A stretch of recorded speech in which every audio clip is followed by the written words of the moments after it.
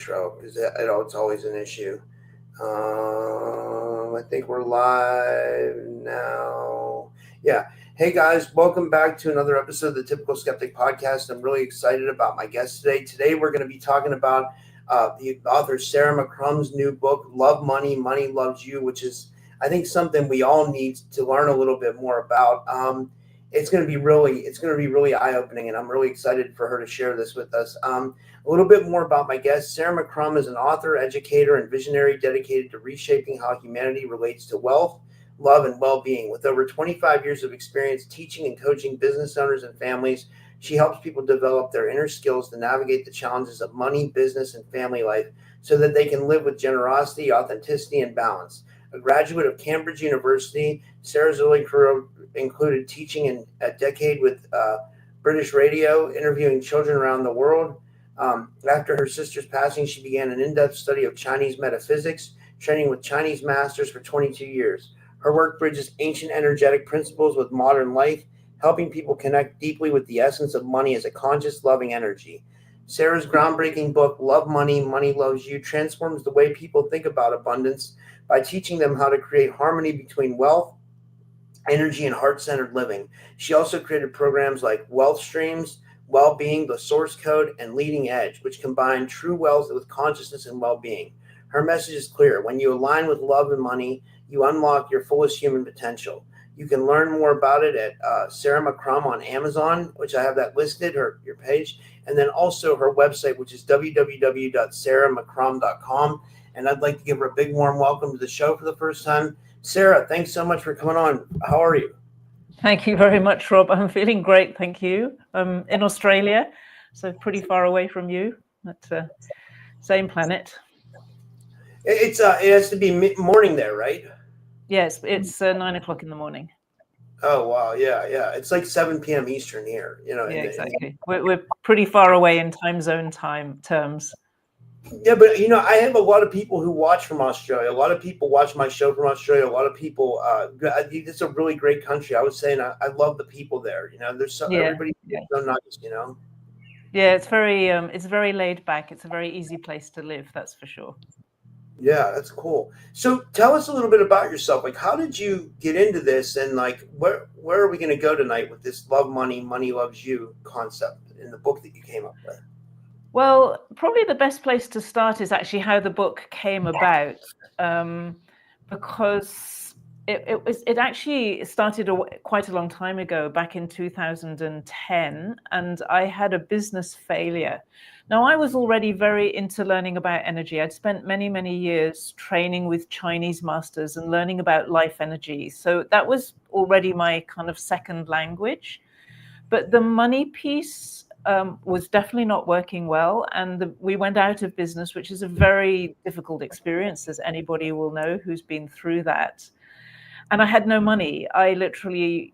My colleagues and I, we didn't even have enough money to pay for our rent because we were just left with nothing. And I was given a little book called How to Become a Money Magnet by a woman called Mary Claire Kalil. It was just literally put in my hands, and it had exercises in it. And one of the exercises said, "What would money like to say to you?" So I was journaling, and my pen just literally started writing on the page. And it started writing words that were not my words. And the first thing that money said to me was, "I would like to tell you to love me." And then it went on and started saying things like, "I'm an energy, I'm very powerful and beautiful. And essentially, take me and do what you want, invest and pay and play and have fun with money and enjoy it and do all the things that we do with money and give yourself the freedom to do it." And it ended up saying to me, "Don't wait, just take me, I will love you." So I just started writing messages from money pretty much every single day because I was so intrigued, and it was so different from anything that I'd ever come across before. And that's really how it came about. The book is a collection of all those messages. It's not actually a new book. It's been out for a while, but it's becoming very relevant now, I would say. I think more and more people are looking for a different understanding of money because whatever they're doing isn't working well enough for them. Yeah, I could relate to like personal experience. Like I did well on my audio podcast recently. Like I was like, it was really weird. Like it's a strange story. So like I mean the audience doesn't know all my business, but I'll like I went on a trip recently and that was paid for from all the money I made from my audio podcast. Like I was doing well. Like I made a good amount. I'm not gonna say how much, but I made a good amount in a couple months, and then they demonetized me. I was at a conference this summer and they demonetized me for an absolute BS reason.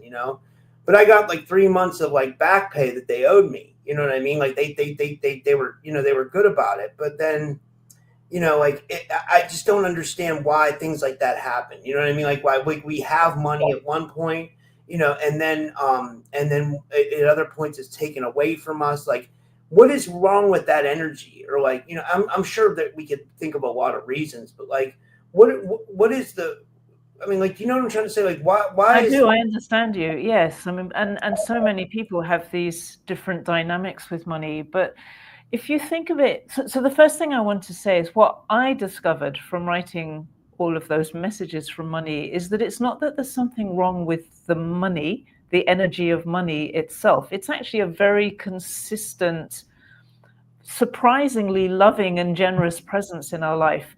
So that and it's not actually that there's something wrong with us. I think that's not the way that I would frame it, but it is definitely these things happen because of our energy. So then we need to unpack that a little bit more.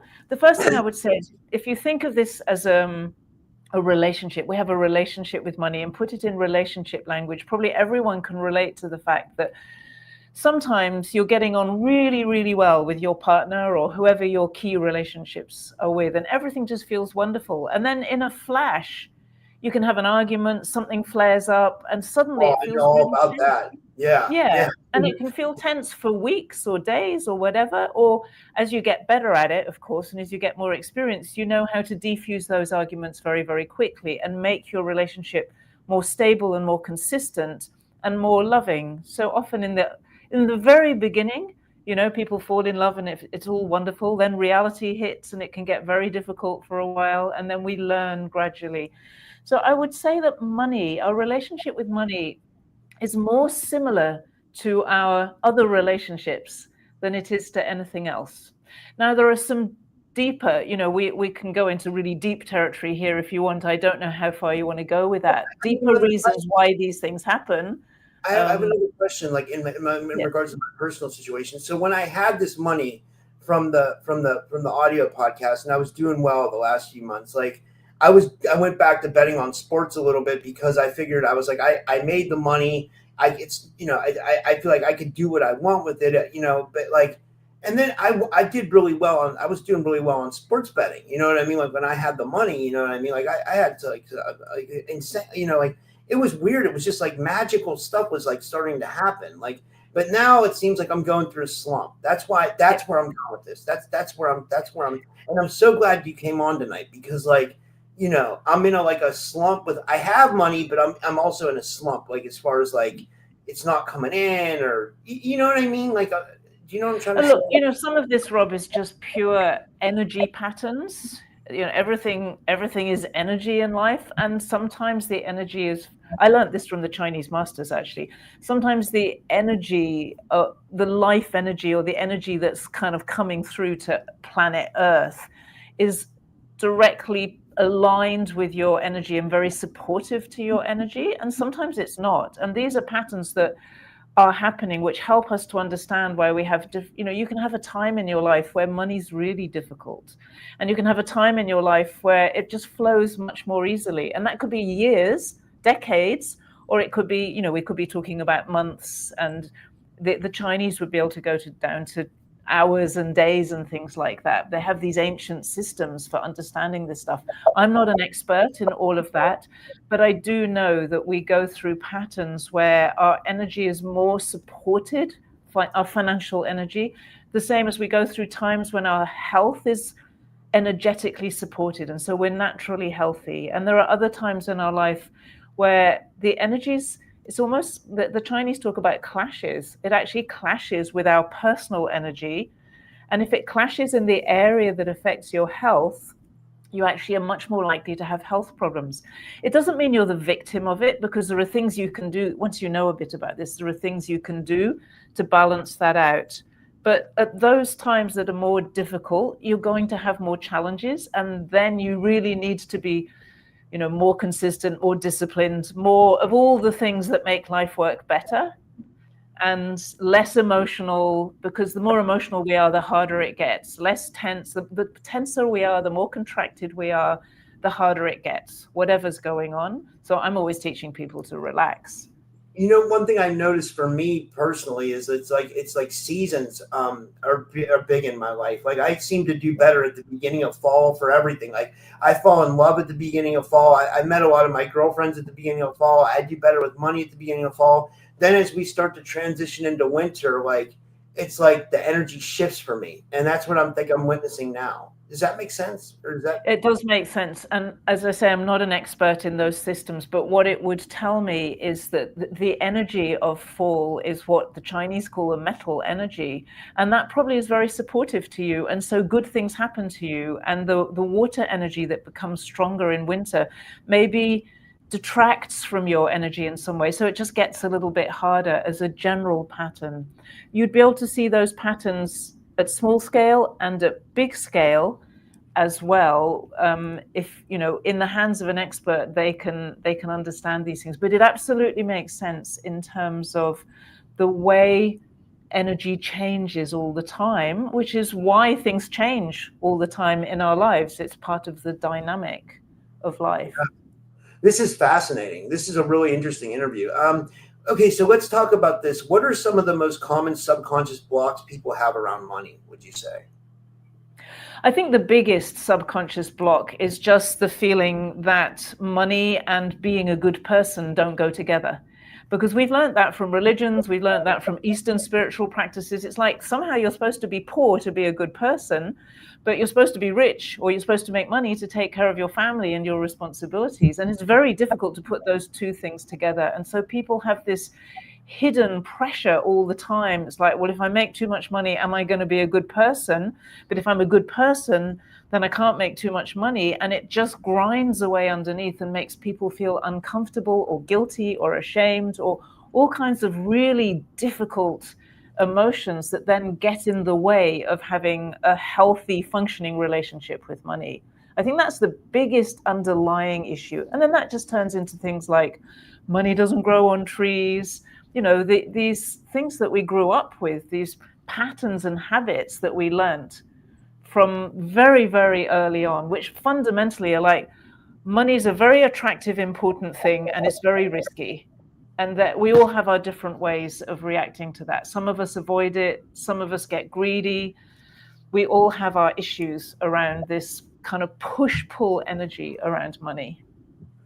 There's a lot of conspiracies in our community surrounding money about like the whole. Yeah.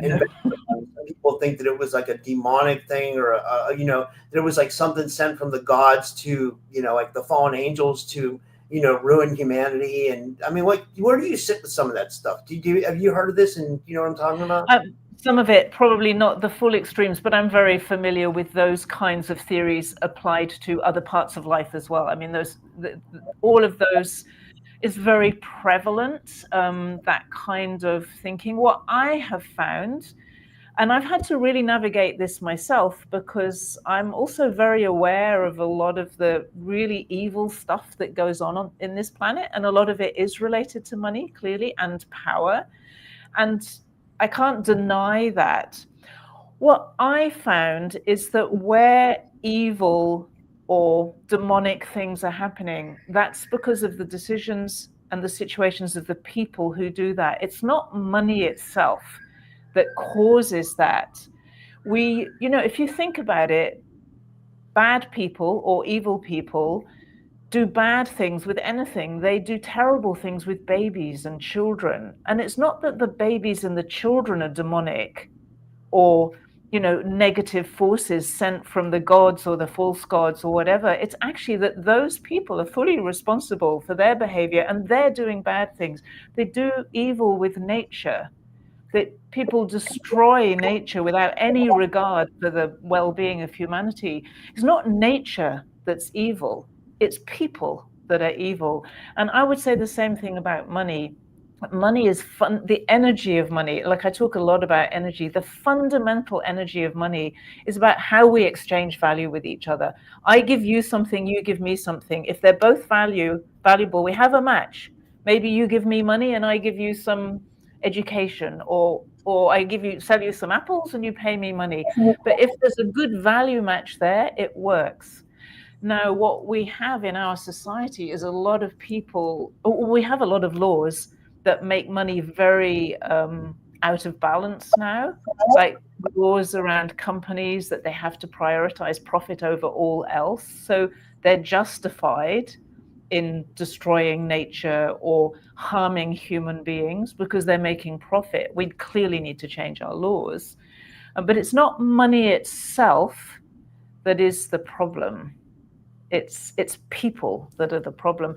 And look, if we come to other entities and off-planet entities and those kinds of things, like we're in very speculative territory there. It's very clear to me that there are off-planet entities that influence us. Just as, there are off-planet good entities, though, that influence us as well. People talk to angels and all kinds of other types of beings that are not human. And so again, it becomes a choice. Do we want to put our energy into demonic forces, or do we want to put our energy into angelic or positive or benign forces? We choose that as a human being. It's not them who choose us, it's us who choose them. I just want to say, I think this is great, because what I've picked up in this conversation is we can kind of talk about this from a practical sense, but then we can also dip into the esoteric. And I very much think this conversation can teeter on both of those. Like, you can look at it from a practical mainstream narrative, because that's what money deals with. But then you can also look at it from like an esoteric, energetic, off-world, absolutely, because it's all connected together. It's all part of the same system. If we don't see ourselves as just one little planet floating in everlasting space, but we recognize we're connected with everything else, then all of this becomes actually very real. And just as we have bad people on the planet, we have bad forces and beings and whatever off the planet. It's kind of obvious, really. But we also have good, and I think we always have to remember that we have that choice to do it well. Do you think with some of these people that are like doing like horrible things, like abusing children and stuff like that, it seems like they get like too much money and they don't know? Well, obviously they have a sick, perverted problem too, besides that. But like, it seems like some people, they get so much money that they don't know what to do with it. And they start doing like corrupt, perverted, insane things. Like, now, is in that sense, would it be the money, or is it the person, or is it both? So look, I think, because there are people with a lot of money who, I think there are some people with a lot of money who don't. Definitely, there are people who don't do those things, and there are people with a lot of money who do. I think a lot of that behavior from, I'm not expert in this, but from my observation and some research, let's say, the thing that I know very well is that there is a huge amount of pain and fear that sits beneath that kind of behavior. Anybody, you think about it, if you love children, if you love humanity, there is no way that you're going to go and do those kinds of things. So it's coming through people who don't have any experience of love, which is a very it's hard even to imagine that as a human being. What would it be like if you're so divorced from love, which is the fundamental energy of this planet, actually, that you can do things like that? So I think we have to understand that it's very institutionalized, that people are trained in these kinds of things. I had a friend who grew up in that kind of family. His father was in the police. And so his father had been part of organizing that kind of behavior, including his own son. His son had forgotten it. He'd completely lost recall of what had happened. So, when you see into the family dynamics of this kind of situation, you realize that these are very troubled families. But it's so organized. And once you're compromised and once you're blackmailable, it seems that most human beings are not very good at being able to get out of blackmail situations. So yeah, I think like my focus, because it's very fascinating, all of this stuff, but I can't live with a theory of life that is that I am controlled by evil forces and I have no way out of that. It doesn't Yeah. make sense to me, because my experience is I do have a way out of that, and that it feels good and it works. Like at a practical level, I make more money when when I'm not in that rabbit hole, so to speak. My business works better. My relationship with my husband works better. These very ordinary things that matter to us as human beings work better when I have a different orientation. I agree. And One yeah, thing I wanted to say was I wanted to like backtrack on what you said with about the love thing, and I really do think it is a force that is should be really dominant. One thing I noticed is I had for 4 months, maybe 5, I had a really bad entity attachment. I was getting like yeah. it wasn't like I was seeing demons or ghosts or anything like that, but I would just feel an energy presence on me, and like Yeah, and then I they take over your emotions and your thoughts, don't they? I yeah. mean, I've spent a lot of time removing entities from people, so I know that space. One thing that I had to learn was like how to tap into that love vibration, basically. And people don't think it's real, but no, like when you can tap into that love, you can actually learn how to move energy off Yeah. you. At least that was my. Absolutely, 100%.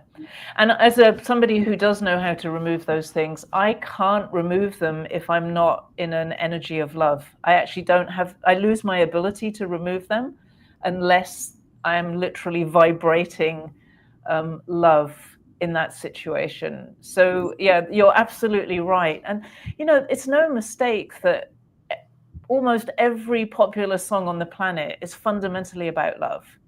That people long for love. People do unbelievably crazy things for love.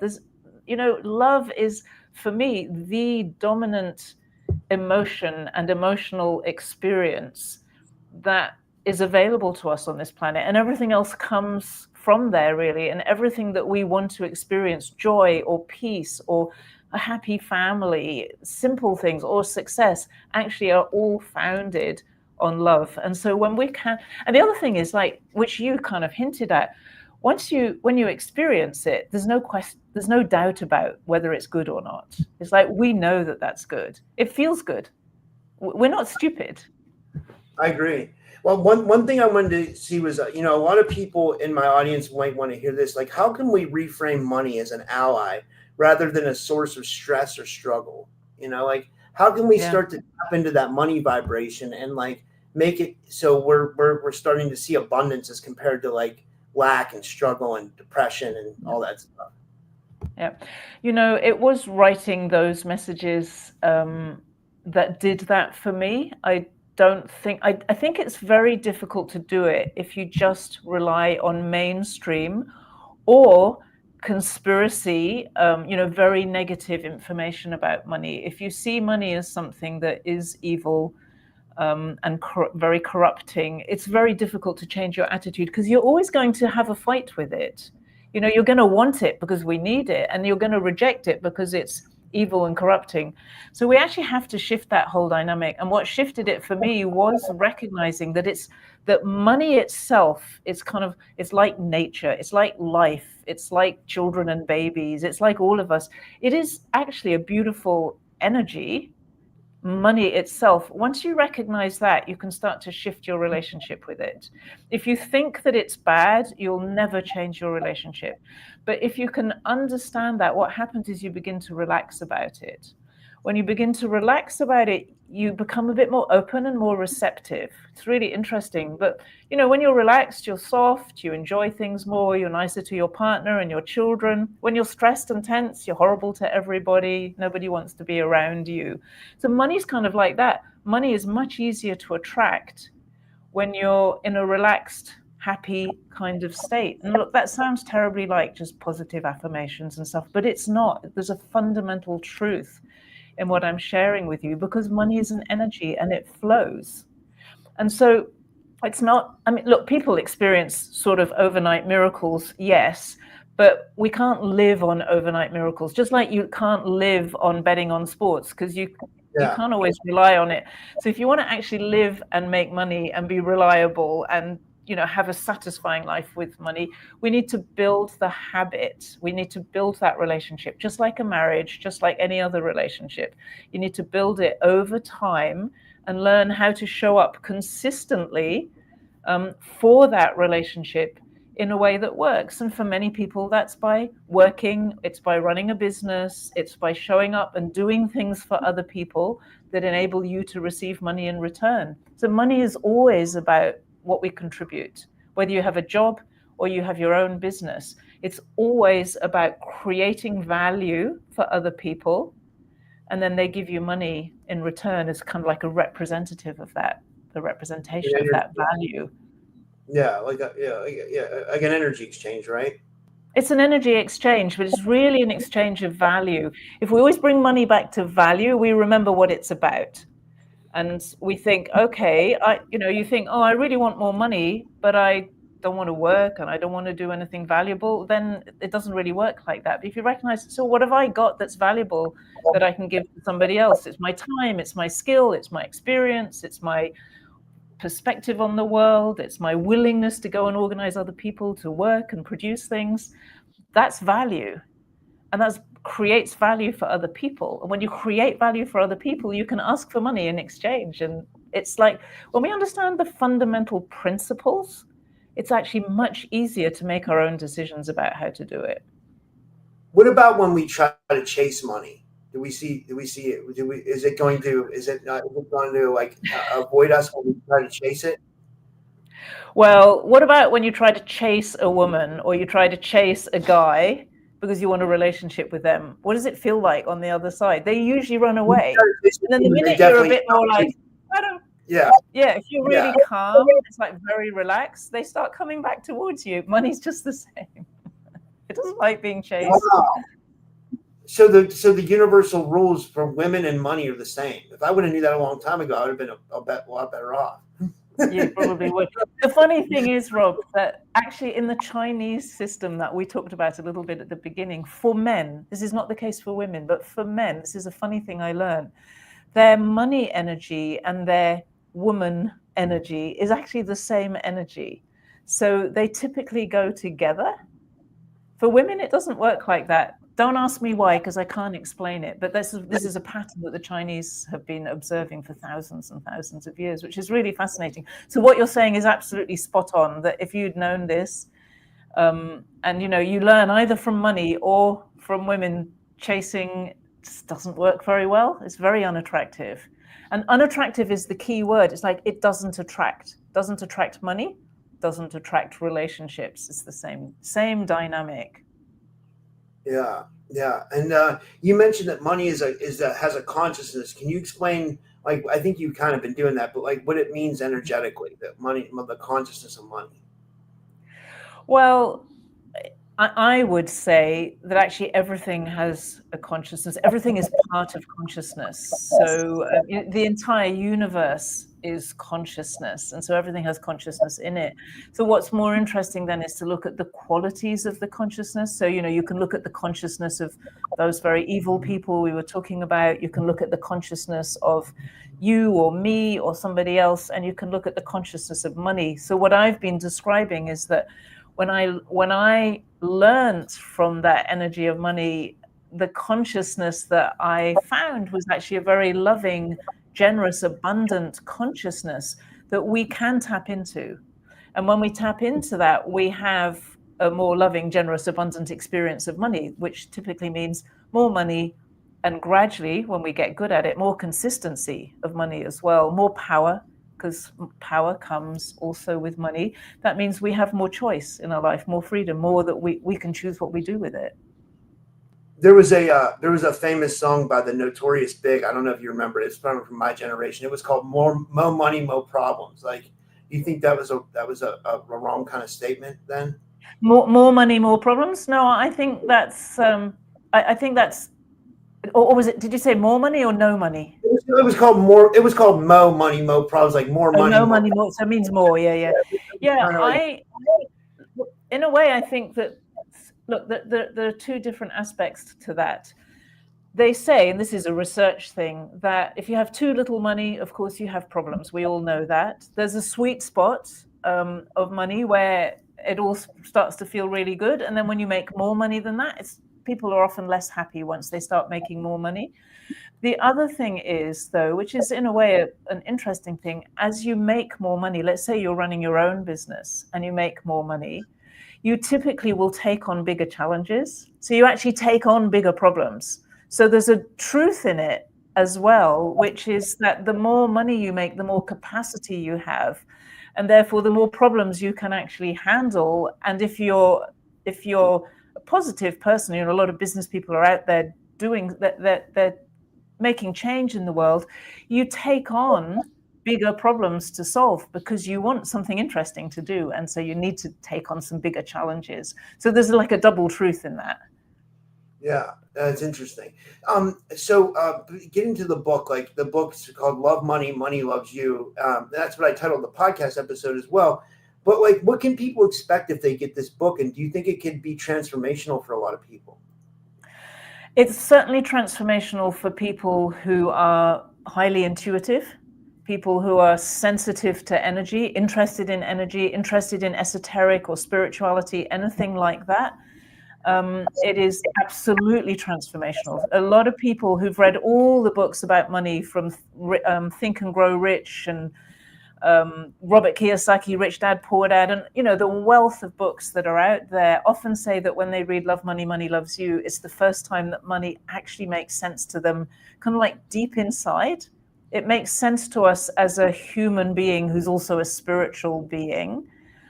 So from that perspective, if you think of money only in terms of hard cash, and I go to my job to make money, and money is just numbers, it would be probably quite challenging. I find that typically people who are interested in more spiritual or more esoteric topics are the ones who really respond to it. And it's like it just lands in you. It's like, for the first time, I can feel peace with money. I can feel relaxed about it. And now I can go about making decisions, solving my problems, getting out of debt, making more money, getting a better job. Whatever it is that suits your context, all of that becomes easier. And people often actually get financial results, like surprising financial results, even while they're reading the book. And that's a really nice thing. I came across yesterday my Goodreads account, which I had never really kept up with. And there was this incredible story in there of a guy who had been struggling for years, literally years, with work. And he read my book. I don't think he was expecting anything from it. He found a job that he loved that gave him a 6-figure income that he had not been able to dream about while he was reading the book. And he wrote like 4 paragraphs. I was completely blown away because I'd never seen it before. And he absolutely attributed it to the book because it changed his energy around money. And for the first time, he started to relax about it. Wow, that's amazing. And what role does gratitude and generosity play in expanding abundance, would you say? Gratitude is very interesting because gratitude and appreciation, I would say appreciation is also really important. They make us open and receptive. When you appreciate life or appreciate people, I mean, it always feels good to be appreciated, doesn't it? If you do something like, if I cook dinner for somebody and they appreciate it, I just want to cook more for them. I just want to invite them again. And if somebody's like, oh, that was okay, they don't appreciate it, I don't feel so generous. So gratitude and appreciation stimulate generosity. And this also works with the energy of money. So when you appreciate money, even appreciate little bits of money that come in, don't always look at what's missing. Look at what you've got. Look at what amazing things it's doing for you. And it's kind of like you stimulate the generosity that's in the energy of money, so you receive more generously. Of course, you being generous, not giving everything away, because that just makes you poor. You have to be generous to yourself as well as generous to other people. But generosity is all part of that flow. And when you're generous with money, it often speaks to the fact that you're not afraid. You're not afraid of losing money. You recognize that you're going to receive more. That's the big thing that changed for me, was when I realized, like, I arrived at an airport a few years ago and my ticket was invalid for some reason. I had to spend 3 times the normal amount to buy a new ticket in that moment. And I remember saying, this is why I have a business. This is why I make money. Thank you. It's like, thank you, money, for being there when I really need you. And being able to appreciate it and then live generously and not say, oh, I can't get on this plane because I don't have enough money. But actually, I've been generous to myself. And now in this moment, I can deal with the problem. It's like the fear goes out once you have that generosity of flow. Yeah. What are your feelings on, I don't know if you get into this at all, but I do. So I wanted to get your opinion on it. Like, what do you feel about like subliminals and affirmations and stuff? Because I feel like they're very helpful, like I use them a lot online. I use a one, it's called Rockstar Affirmations on YouTube, where it plays like an affirmation in this ear, and it plays an affirmation in this ear. And then you hear something in the center, but it's repeating like positive reinforcement. And for me, I like that because I have a very negative mindset, and I was raised in a kind of like a negative household. You know what I mean? Like, so, I have to kind of almost like rewire and reprogram my brain. So, and then I use subliminals too at night because I don't want to hear the affirmations. So I'll put on a subliminal, but do you think those are good, or do you have any experience with that? I mean, look, it's clearly working for you. So that's good. Personally, the way that I work, and this is probably because I spent so much time with those Chinese masters, I work on changing my energy rather than my mind. When I change my energy, my mind changes automatically. So for example, I'll give you a really simple example. If I'm really, really tense about something, my mind is just going to go into a negative space. I'm going to go into worry and stress. If I relax my energy, and then my mind just starts to feel, oh, no, it's going to be okay. Everything's fine. So my mind changes because my energy has changed. So I work more at the energy level, helping people to change their energy, and then their mind changes, and then their physical reality changes. So it's not to say affirmations don't work. They don't work very well for me because I need to work at that energetic level, but they do work. They do work, and if it's working for you. But it's also interesting to know that there's a deeper level that you can work, which is at the energetic level and the spiritual level as well, which is another way of helping to deal with all that negativity. And I know you said like when you change your energy, you can change your life. Like, how much of this reality do you feel like is malleable? Like, how much of our reality do you think we can change? Like 100%? Like, do you think we can really like? Yeah. Honestly and truly. Look, I mean, yes and no. I'm not going to, in this lived experience, I'm not going to change the fundamental genetic makeup. I'm not suddenly going to become a blonde. I'm not suddenly going to, have a completely different body. I can change my body. I can, we know all of that. I can put on muscles and change weight and things like that. But I'm not going to completely shapeshift into another being. Probably I could, but it's not within our common understanding of reality now. And I'm not going to change the fact that, I was born in Britain. I can move to another country, but I still carry all the history that I have. And at the same time, the energy is so flexible and so much is possible that my experience of my life, I think, can change in profound ways, in such profound ways that I wouldn't say that I was living the same life, even if I have the same body and the same, I'm on the same planet and have the same, my culture is still here. I still have a British accent, whatever it is. But somehow the way that I live my life is also at the same time, it feels so different and is so different from what I could have imagined 30 years ago. So yes, I think we have an extraordinary ability as human beings to change things in the frame that we live, and that's actually that's the power of it. Wow. And then we have a question from the audience. This is from one of my moderators, Jason. Jason says, how do we fix our ability to accept money? The first step is to relax about money. If you're very tense about money, you're always shutting it out. So I always teach people to relax first. Second step is to enjoy money and enjoy yourself, enjoy your life. The more you enjoy, the more receptive you are, the more positive you are, everything works better. The third step is to love money and allow, just kind of grapple with the possibility that money really is an energy and it really is love. It's an energy of love. It's not some horrible, dangerous thing. And when you allow love to flow in your relationship with energy, just like you would with your kids or whoever, then you can actually, it becomes something you want to grow. And then you get really interested in it. It's like anything you love, you get really interested in. And then you want to learn about business or how to have a side hustle or whatever it is. And so you then have the underlying conditions to go and make money work for you in your life. So relax, enjoy, love. Those are the steps. Wow. And of course, learn about it. Go and learn about it. And don't only learn negative stuff about money. You must learn how to make money work for you. Yeah, and I know you have a couple programs. How do your programs like Wealth Streams and The Leading Edge integrate the energetic and practical aspects of money, would you say? Well, my program is all about changing your energy so that you can, the fundamental principle is you can do more of what you want or have more of what you want and less of what you don't want in your life. You're the person who knows what you want. I have no clue what you want, but you can decide that. So I show people how to change their energy so that they get more of what they want and less of what they don't want.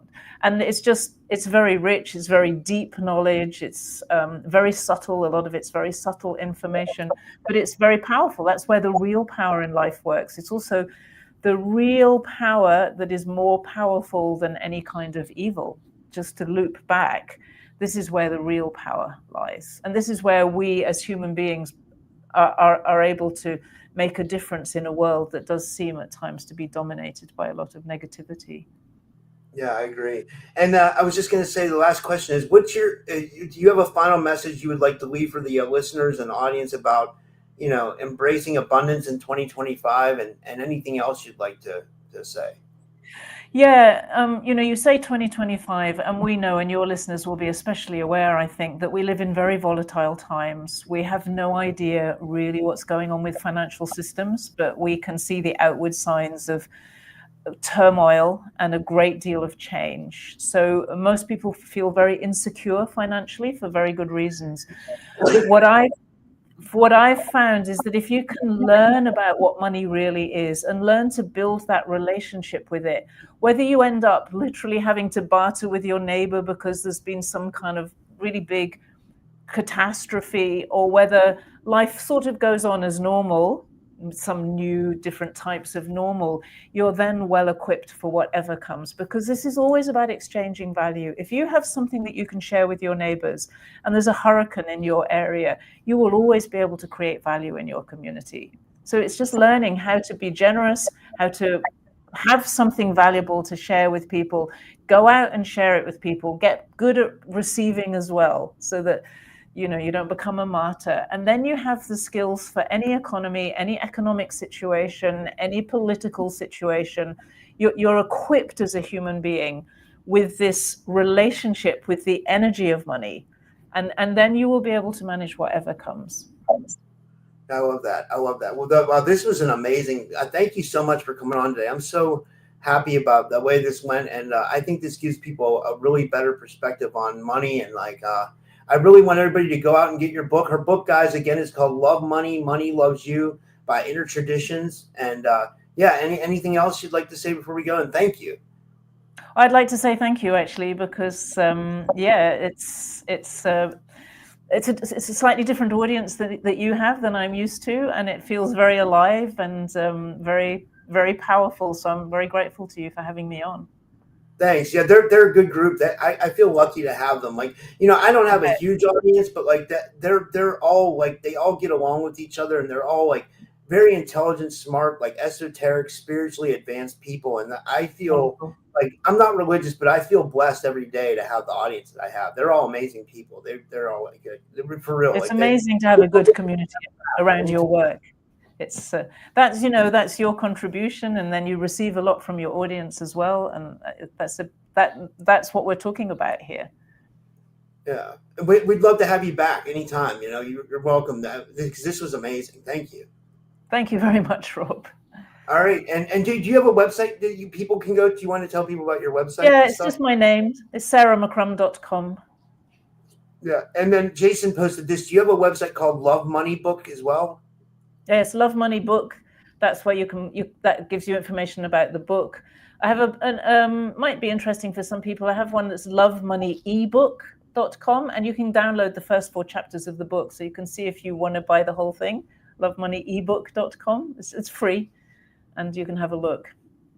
All right. Well, thank you so much, and thank you, and have a good night, everybody. And thank you, Sarah. It was very nice meeting you. Take care. Thank you very much, Rob.